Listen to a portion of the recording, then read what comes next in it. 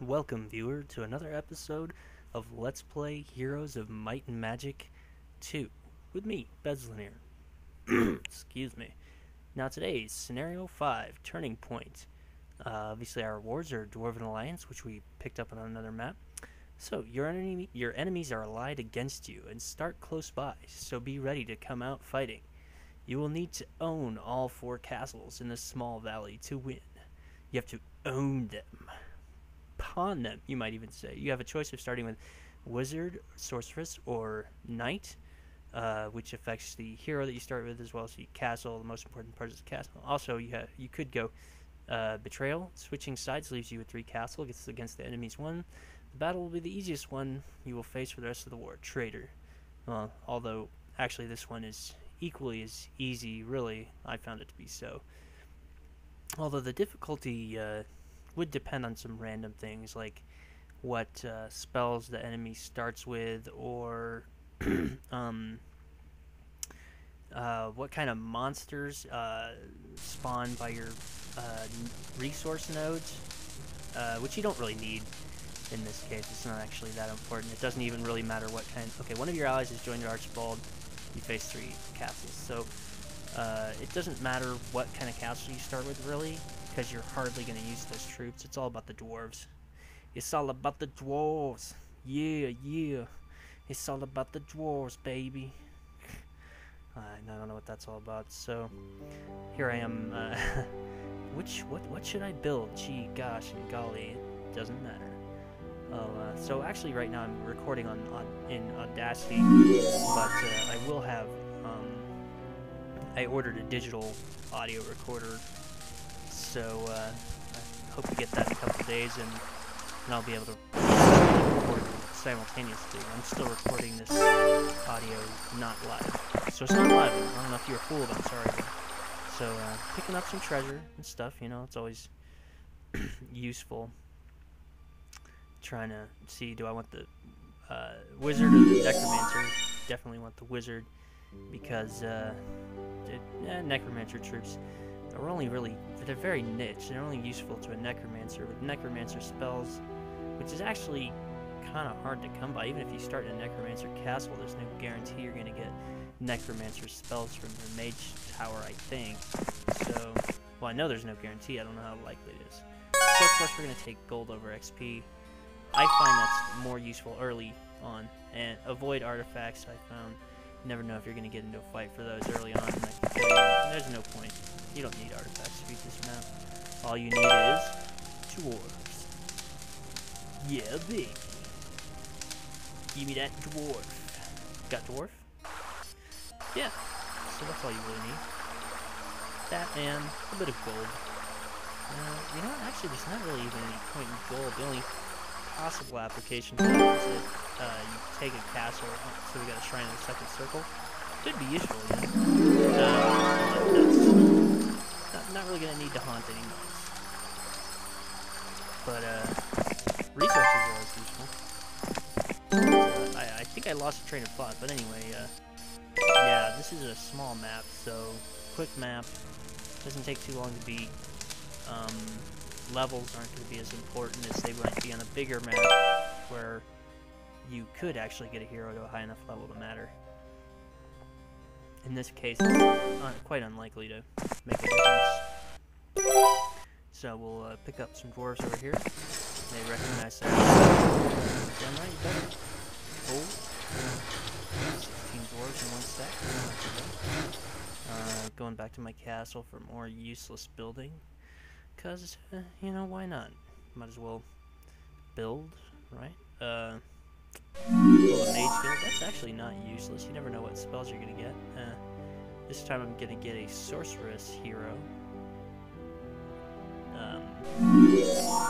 Not terribly useful.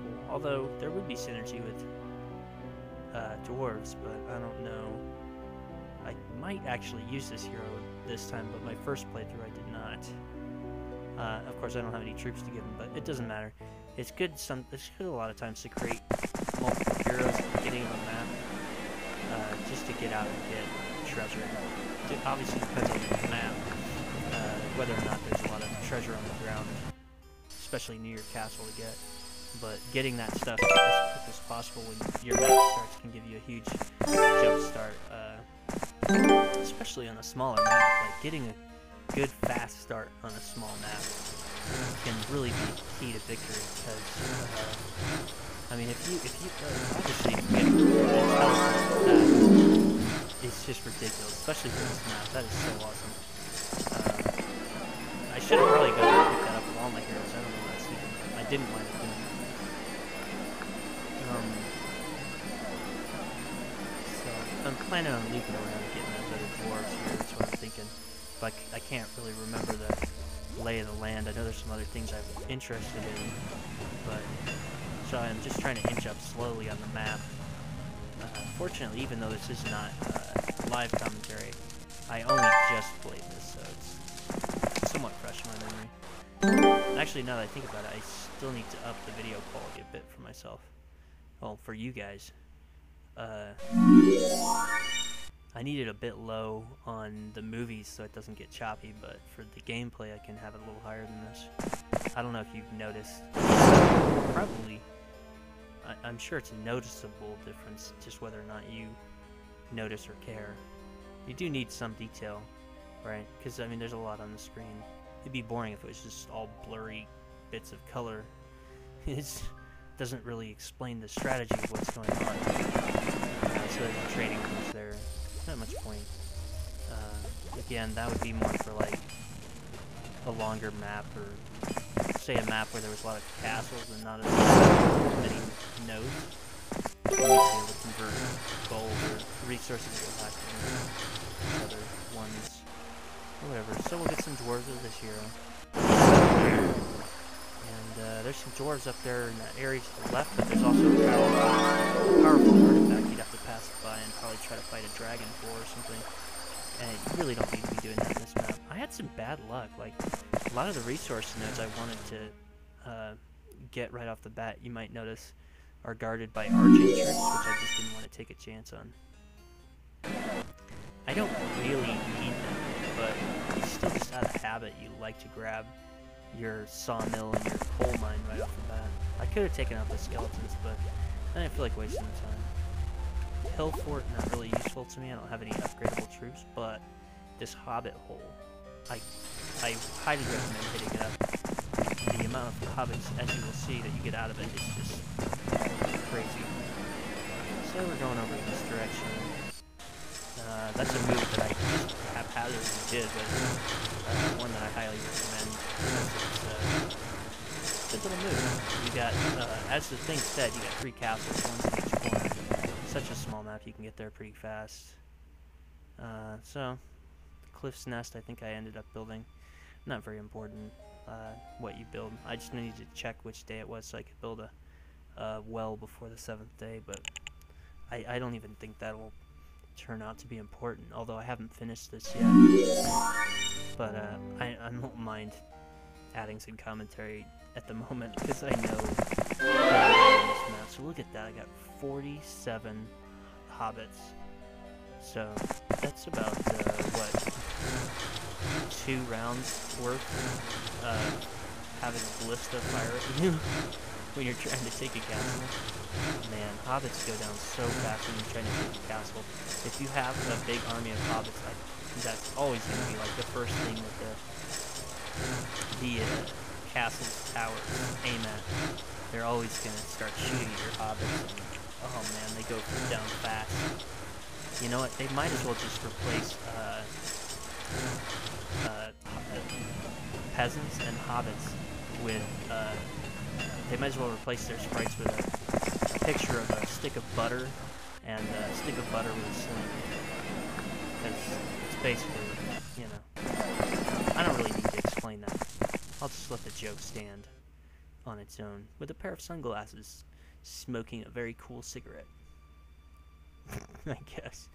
Last time I built Mage Guild level 2, not that it mattered, but this time I don't have, because all the mines were guarded by arching troops, I don't have any resources. And I also decided to skip some stuff on the ground, because I didn't feel like taking a chance. I wasn't saving before every battle. I didn't feel like taking a chance on artifacts, which actually blocked the way towards some resources. Not nodes, but resources on the ground. And yeah, mines because they were... This is so convenient. Like, a ton of dwarves. Like, I think almost 60 dwarves sitting right by the castle there. So, I mean, you can't hate that. 57 dwarves, and I have the teleport spell, and there's no hero in this castle. Yes. Dwarves doesn't really matter. The only thing that matters is teleport those dwarves right between those troops, and victory is over. Let's go ahead and skip those boards. No. Oh, poor hobbits. At least they don't have multiple towers to shoot them. Because, oh man, those things go down so fast. It sucks to watch your troops just, you know. Anyway, I'm not even going to go into that. Hold on, I do go into that tower just to visit the Mage Guild. And I'm actually at a move turn, so I'm going to let my magic recharge. Because I want to be able to cast that teleport spell next time I'm in combat. We got more dwarves. 27. Neither of the stacks that I picked up with that hero were very big. Nothing like my hero that has like 50. But 27 battle dwarves, if you get to an enemy castle quick enough and have the teleport spell, which I'm going down finally to get, should be enough to take their castle, especially if you have the teleport spell, and crossing your fingers and hoping that they're not a powerful spellcaster like level 4 spellcasting power and enough magic points to just sit there casting lightning bolt on your battle dwarf. Well, actually, now that I say that, it doesn't even matter. It probably doesn't matter, because if you played this, perhaps you will recall dwarves are magic resistant, I think. I don't think they're immune. Dragons are magic immune. Dwarves are just resistant, but for that said, resistant means different things in different games. In this game, to my experience, it's a really good chance of it not taking full damage from a spell. And I'm really just, by saying full damage, I'm really just covering my butt. In my experience, they don't take any damage a lot of the time. So we got some troops sitting here. I'm just going to use them to defend this castle, build a pyramid. I just want to make sure if they come over here, it's not easy for them to take this. And I can always throw in a hero with some, you know, get some spells. But in all likelihood, I'll just kill their hero on my way out, so they won't be a problem. That's what I did last time. It's such a small map. It's like they really can't slip by me. Not like they could in a big map, which forces you to make choices on what you want to defend. So there we go. Almost at the Shrine of the Third Circle. That was totally different. The last time I played this on my test run, I got like a completely useless spell from that. Getting teleport is just like mind blowing. It's just, it's not even right. Really? You're gonna give me teleport from that? It's just, wow. Yeah, so I'm checking my spells to see if, and I just said, you know what, I got some new battles. So I realized I wanted to do this video soon. Oh wow, we got a lucky strike right off the bat. Lucky strikes. Smoke for you. And as it happens, they are stupid. They just go right out of the gate. I'm trying to think who to cast Stone Skin on. I figured cast it on the hobbits, so I'll probably be getting hit. Turns out it doesn't matter. Kill them. This guy comes out to give my hobbits a clean shot at them. I mean, if you wanted to, like, pick a bad strategy, just to demonstrate bad strategy, that would be bad strategy, bro. Bad call, brother. It's like he never stops. Yeah. Yep. That was another attempted Bill Hicks reference. I'll have to go listen to Arizona Bay again, refresh my memory. But that's no arduous task. That is one of the greatest comedy albums. Highly recommend, highly recommend. Well, that's another episode of Let's Play Heroes of Might and Magic 2 with me, Bezlander. Thanks for watching, and I'll see you next time. Have a good day.